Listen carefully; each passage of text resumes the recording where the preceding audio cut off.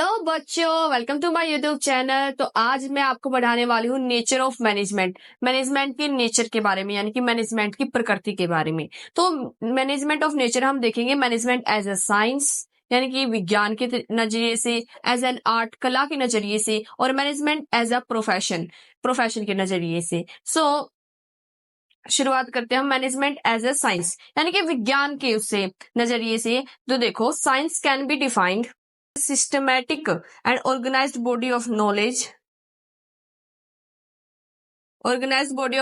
based on logical observed findings, facts and events. देखो कि science के नजरिए से डेफिनेशन चिक चिक के बोल रही है कि क्या, कि साइंस के नजरिए से क्या होती है कि सिस्टमैटिक और ऑर्गेनाइज्ड बॉडी है किसकी, नॉलेज की, जिसके अंदर बहुत सारी नॉलेज होती है, कुछ प्रिंसिपल्स भी होते हैं साइंस के अंदर। तो हम इसको अब कंपैरिजन करेंगे कि मैनेजमेंट के साथ इसको हम कैसे देखेंगे। देखो, systematic body of knowledge in science, organised and systematic study of material is available when which is to require. हमने क्या पढ़ा था कि साइंस क्या है, can be defined as a systematic body of knowledge. ठीक है, तो साइंस की डेफिनेशन चिक चिक के बोल रही है वही, कि मतलब कि इसके कैरेक्टरिस्टिक क्या आते हैं, वो है systematic body of knowledge. Definition से पता चलता है इसका characteristic, systematic body of knowledge.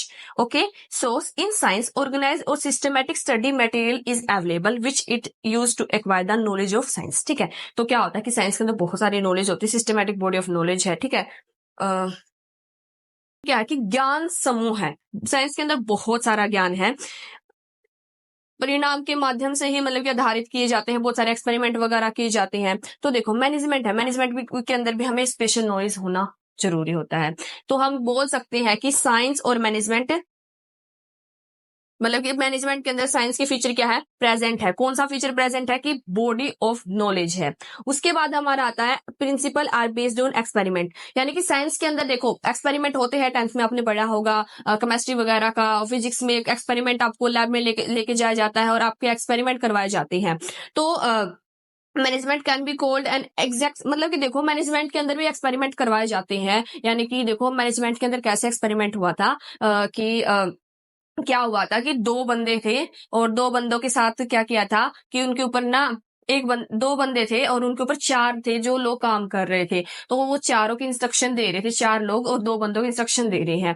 तो क्या है कि अभी दो लोग थे, वो कंफ्यूज हो गए कि हम मतलब कि कैसे काम करें, इसके हिसाब से करें उसके हिसाब से करें, मतलब कि ABCD थे और उसके नीचे काम करने वाले दो बंदे थे।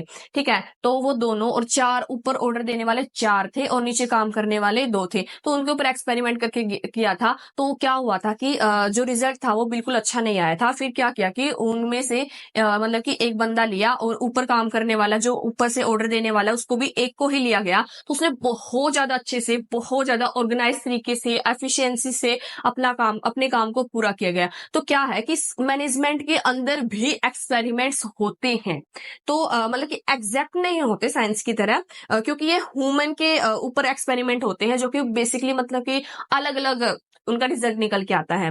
ओके, उसके बाद आता है यूनिवर्सल वैलिडिटी, साइंस है। आप देखो, न्यूटन ने हमारा ग्रेविटेशनल फोर्स का वो बताया था। ठीक है, तो अभी अगर इंडिया में ऊपर उसके सेब के पौधे से सेब नीचे गिर रहा है, तो ये नहीं कि इंडिया में ही नीचे आएगा। अगर हम अमेरिका में भी चले जाए, अगर वहां से भी सेब गिरता है तो वो नीचे ही आएगा। तो ये क्या है, यूनिवर्सल वैलिडिटी है। मैनेजमेंट क्या है, मैनेजमेंट भी तो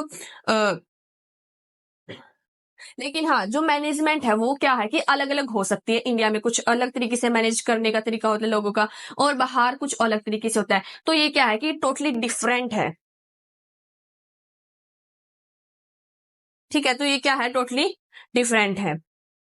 सो हम इसके बेसिस पे हम क्या कह सकते हैं कि on comparison the features of science with management we find that one feature of science is present in management. ठीक है, whereas two features are not present, मतलब कि जो दूसरा फीचर वो प्रेजेंट नहीं है, लेकिन हाँ थोड़ा बहुत उससे मिलता है, एग्जैक्ट नहीं मिलता है लेकिन मिलता है। ठीक है, तो हम इसलिए हम कह सकते हैं कि जो साइंस है वो प्योर, जो मैनेजमेंट है वो प्योर और एग्जैक्ट साइंस नहीं है, लेकिन हम इसे क्या, परफेक्ट साइंस नहीं बोलेंगे इसको हम। ठीक है, उसके बाद आता है management as an art. Art की। अब आर्ट है, पिछले में हमने साइंस की मैनेजमेंट मतलब कि साइंस की जो हमने डेफिनेशन देखी थी उसके हिसाब से उसके कैरेक्टरिस्टिक्स निकल के आ गए थे। अब हम आर्ट की डेफिनेशन देखते हैं और उसके हिसाब से कैरेक्टरिस्टिक्स निकालते हैं। Art can be defined as a systematic body of knowledge. ये क्या है? बॉडी ऑफ नॉलेज है, ठीक है, ज्ञान, मिलता है हमें, ठीक है। तो क्या बोलता है कि विच रिक्वायर्स, इसके अंदर क्या होती है हमें? स्किल, क्रिएटिविटी, कला। कला क्या होती है? अलग अलग मनुष्य में अलग अलग टाइप की कला होती है। तो देखो उसी के हिसाब से इनके फीचर्स निकल के आते हैं। सिस्टमैटिक बॉडी ऑफ नॉलेज यानी कि existence of theoretical knowledge. Theoretical knowledge यानी कि लिखी हुई, जो हम किताबों से लेते हैं, थ्योरेटिकल नॉलेज होती है। ये नॉलेज आर्ट के अंदर होती है और ये ही नॉलेज मैनेजमेंट के अंदर भी होती है। क्योंकि फिलहाल आप क्या कर रहे हो? मैनेजमेंट का ये चैप्टर रीड कर रहे हो, ये थ्योरेटिकल नॉलेज ही तो ले रहे हो आप, ठीक है। तो हाँ, तो ये फीचर है जो वो प्रेजेंट है किसके अंदर?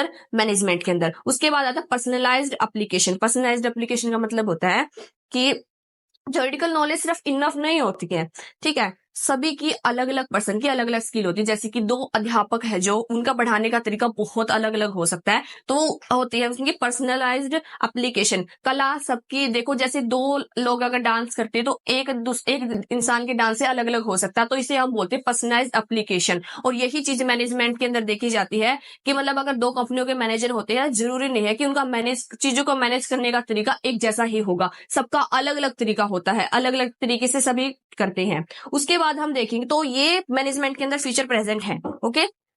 उसके बाद बेस्ड ऑन प्रैक्टिस और क्रिएटिविटी। देखो अगर कोई इंसान ड्राइंग वगैरह कुछ भी सीखना चाहता है, ये कला है, ठीक है, तो पहले वो शुरुआत करेगा और उसके बाद क्या होगा, उससे एक्सपीरियंस होता जाएगा। उसी प्रकार जब मैनेजर क्या करता है कि मतलब कि कंपनी ज्वाइन करता है तो शुरुआत में उसका एक्सपीरियंस कम होता है, लेकिन धीरे धीरे उनकी क्रिएटिविटी, एक्सपीरियंस सब कुछ बढ़ता जाता है। और यही चीज मैनेजमेंट के अंदर भी होती है, यही आर्ट के अंदर भी होती है। तो हम ये फीचर है जो मैनेजमेंट का, ये आर्ट के साथ मिलता है। तो हम बेसिकली कह सकते हैं कि मैनेजमेंट एक आर्ट है। लेकिन हाँ, ये मैनेजमेंट साइंस नहीं है। साइंस के साथ हमारा एक फीचर मैच हुआ था और एक फीचर थोड़ा थोड़ा सा एग्जैक्ट, मतलब कि एग्जैक्टली मैच नहीं होता, लेकिन थोड़ा थोड़ा मैच है, ठीक है।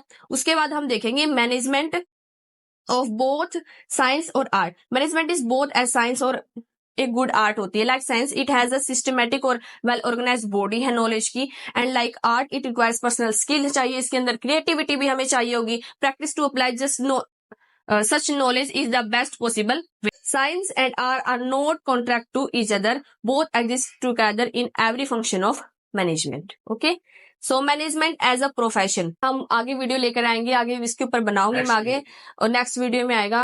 वीडियो में bye bye, that's all for today. Subscribe my channel. I hope you like my video.